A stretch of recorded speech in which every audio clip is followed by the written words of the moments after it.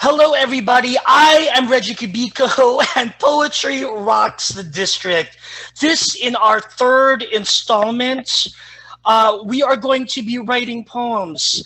A shout out to DC Humanities as well as to Day 8 for this opportunity where I have had the great fortune to interview scholars, poets, and using DC as a classroom as a way of inspiration so we could write during these unprecedented times because when all is said, poetry is there to hold us up.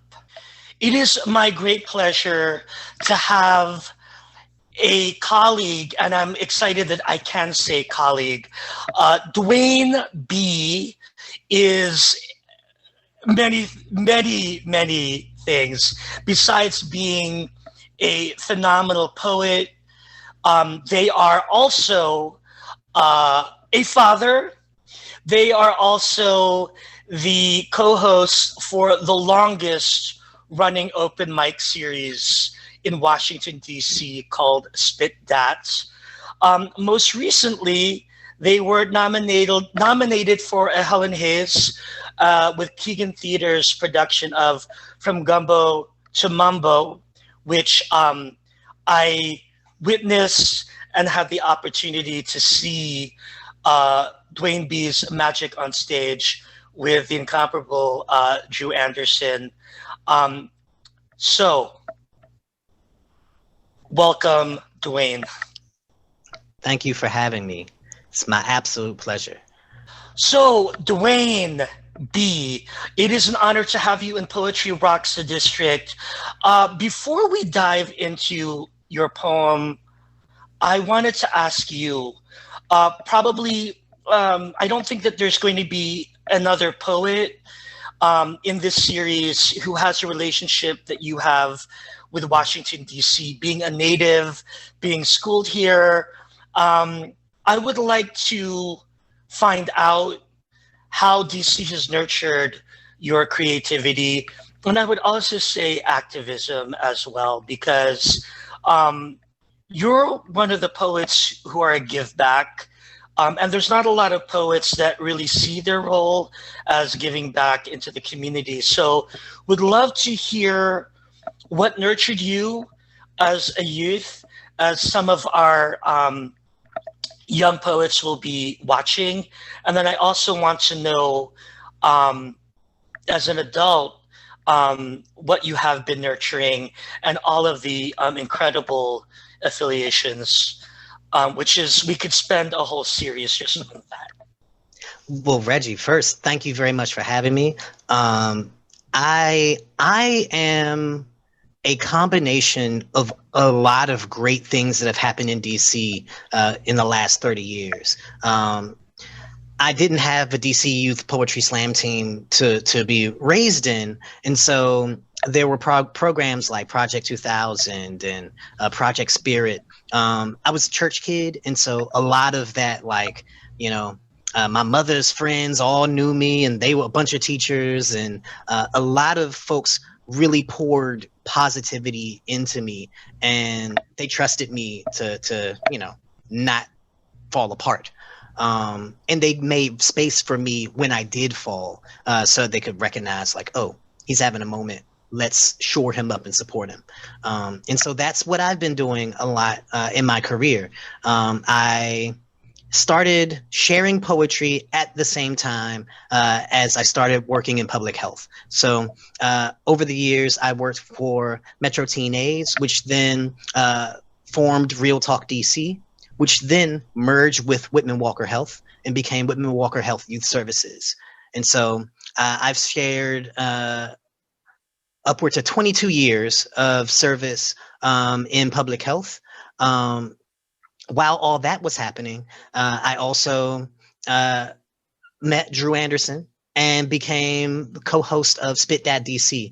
As you mentioned, DC's longest running open mic series, where we've seen tons of artists over the years who've gone on and become incredibly published writers, both in poetry and in novel fiction, doing some film, playwrights, working with Keegan Theater.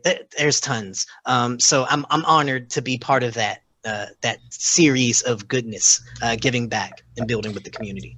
I have to ask because you really have made your life about public service. You're also board member of Split This Rock, and so that's just not something that a typical poet is going to be doing.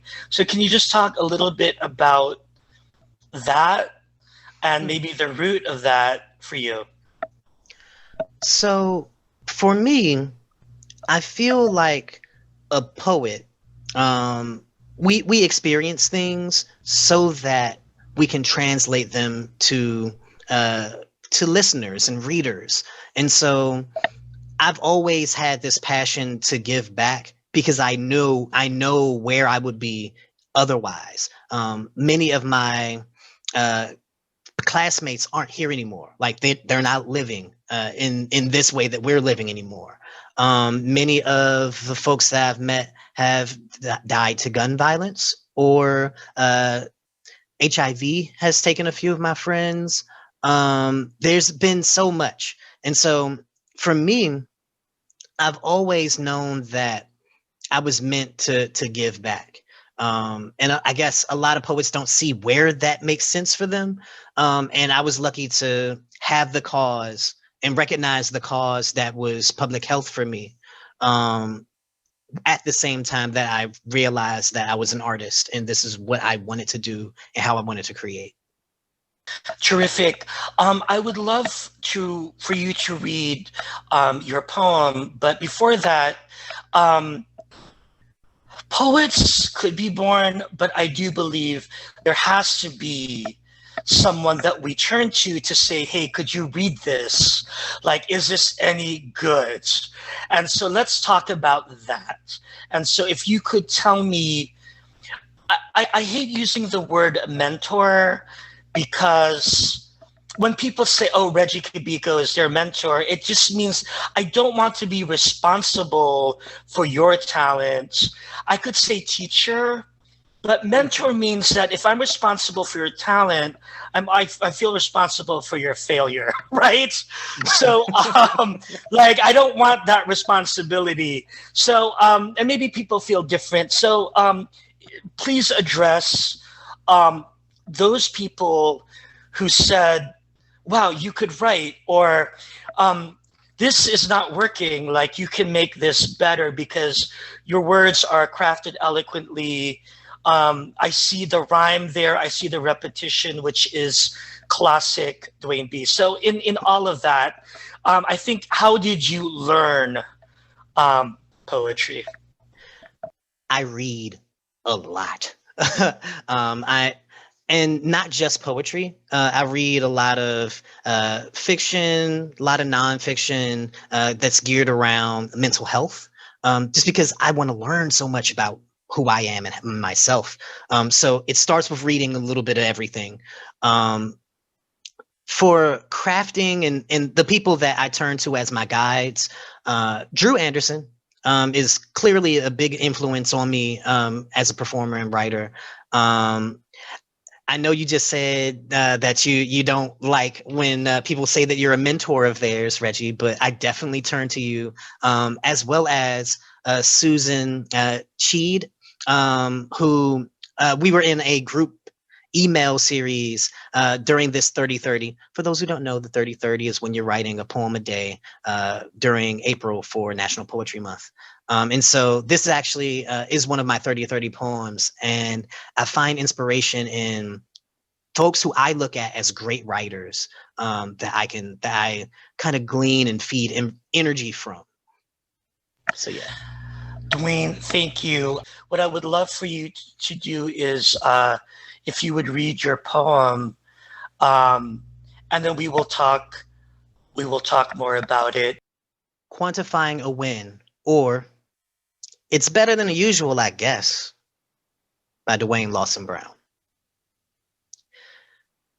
Guilty is not a father's hug, won't undo a family's grieving.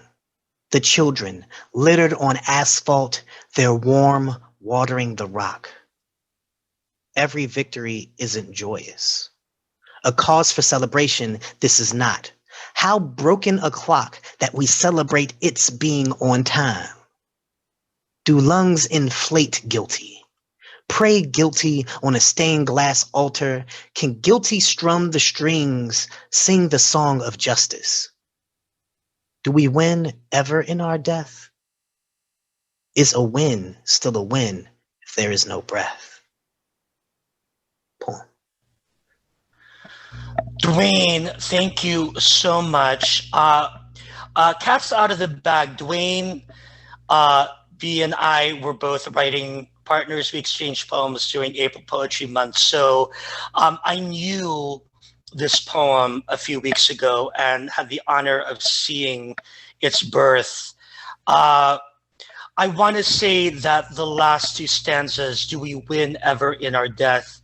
Is a win still a win if there is no breath?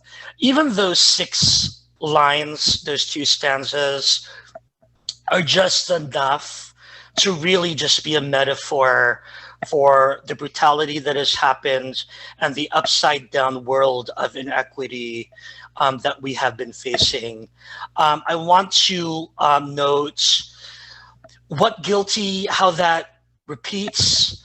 And at this point, I think people are going to, they're going to know what this is about, but I'm going to turn it over to you and ask you, what is this poem about? How was this poem born? Because I think what's more interesting than the poem is the conditions in which the poem found its birth. So I wrote this poem directly following a meeting that I was in.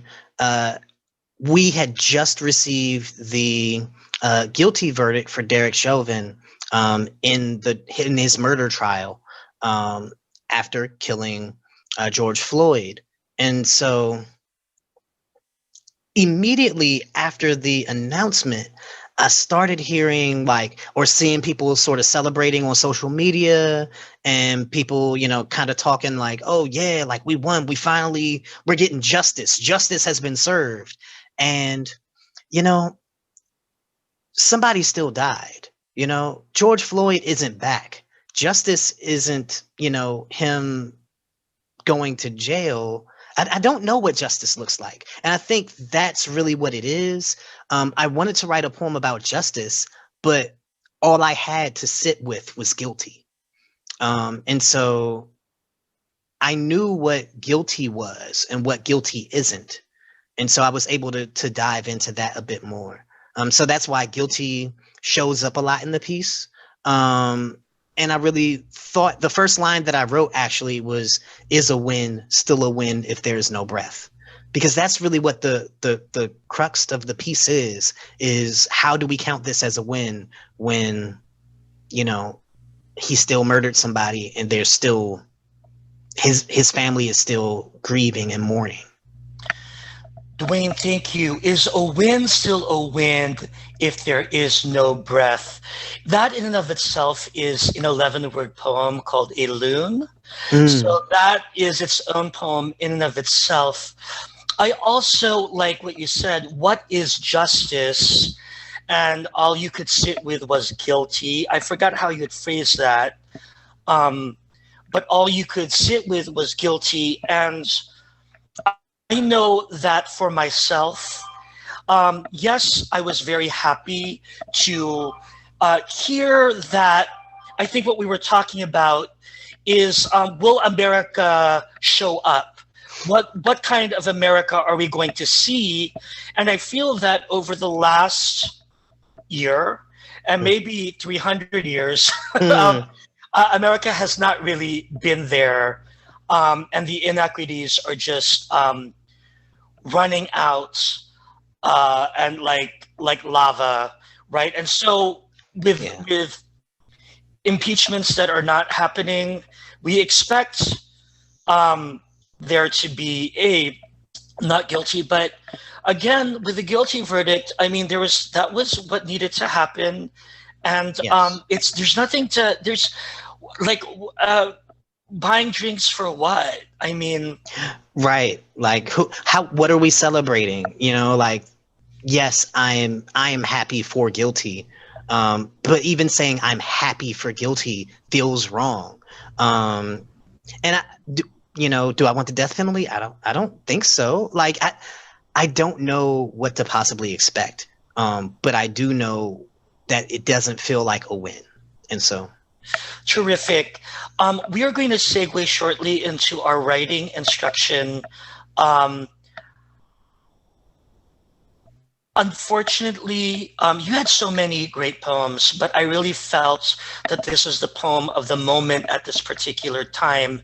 And while George Floyd and Derek Chauvin, while we will always remember George Floyd at this point, there's going to be more verdicts. We're going to be watching. And even on the night of this verdict, another child was shot. And so I feel like this is a new type of poem that is going to have to come out of the American canon. And it needs to be written not just by African American folks, it needs to be written by everyone. Everyone should be writing this poem. I'm going to let you close with just some writing advice to any of our young students, and then we will segue into the instruction. Word. I say be brave. Don't be afraid to be yourself in your writing. Don't listen to admire. Let me clarify that. Admire artists and take in a lot of different types of art, and don't be afraid to figure out what your voice is in the midst of all of those voices. I look forward to reading and hearing their work in the future. Thank you so, so much, Dwayne Lawson-Brown. Dwayne B sometimes, aka Crochet King. We didn't even talk about your breakdancing moves as well as your crochet, and we didn't talk about comic books. I mean, there's so much that we could cover, but we'll have time. We'll make it happen. All right, thank you, Dwayne B. Everyone, snap it up for the one and only Dwayne B. I am fangirling right now because I just spoke with Dwayne B. And got to talk about poetry and share and find out a little bit more about their process. At this point, it's going to be our turn to write. I'm going to share two poems that I wrote. One was part of Poetry Month, and in terms of writing about the guilty verdict around police brutality, I want you to think about, in this particular time, what kind of animal would you be? And when you hear this news, what kind of animal would you be and where would you be? I love owls, and I did research on owls. Owls bring the bad omen traditionally. They are unusual looking creatures, but something about them is, wise. They were on Odin's shoulder, traveling the world, seeing what was around the world, and so they are messengers. So I wrote this poem called April Chills.